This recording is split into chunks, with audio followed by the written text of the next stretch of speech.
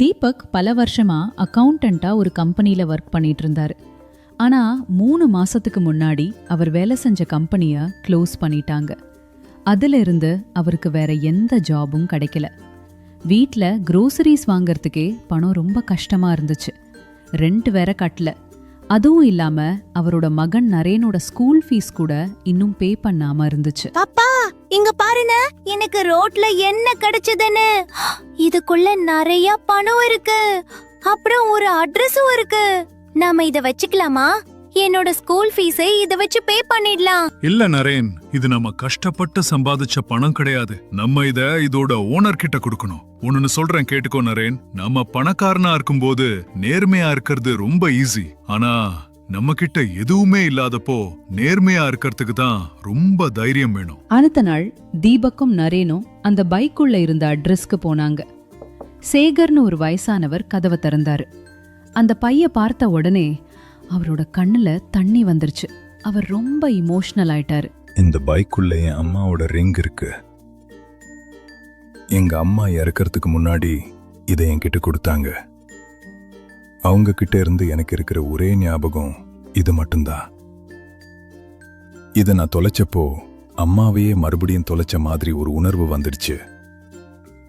ரொம்ப தேங்க்ஸ் தீபக், திரும்ப என் அம்மாவை என்கிட்ட திரும்ப கொடுத்ததுக்கு. சேகர் அந்த பையில இருந்த பணத்தை தீபக் கிட்ட கொடுக்க ட்ரை பண்ணாரு. ஆனா தீபக் அதை வேணான்னு சொல்லிட்டாரு. இல்ல சார், இதை நான் எடுத்துக்கிட்டா இது என்னோடதுங்கிற ஒரு உணர்வே எனக்கு வராது. நேர்மையான உழைப்பு மூலமா வர பணம் மட்டும்தான் என்கிட்ட இருக்கணும் அப்படின்னு சொல்லிட்டு வீட்டுக்கு வந்துட்டாரு. ஒரு வாரம் கழிச்சு தீபக் ஒரு ஜாப் இன்டர்வியூக்காக கால் வந்துச்சு. அவர்கிட்ட நல்ல ட்ரெஸ் எதுவும் இல்லை. அதனால ஒரு பழைய ஷர்ட்டை போட்டுக்கிட்டு ரொம்ப நர்வஸா போனாரு. அங்க இருந்த மத்தவங்க இவரோட பழைய ட்ரெஸ்ஸையும் சோகமான முகத்தையும் பார்த்து ஒரு மாதிரியா முகம் சொலிச்சாங்க.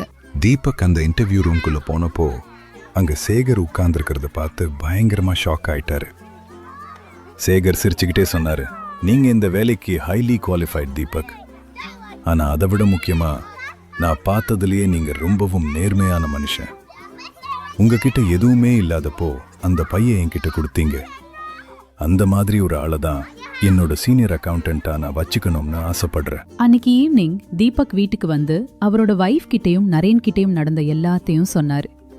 நரேன் அமைதியா எல்லாத்தையும் கேட்டுக்கிட்டு அவங்க அப்பா சொன்ன அந்த வார்த்தைகளை நினைச்சு பார்த்தான்.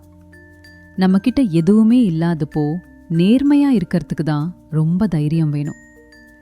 அந்த நாள்ல இருந்து அது அவனோட வாழ்க்கை முழுக்க மறக்க முடியாத ஒரு பாடமா அமைஞ்சது.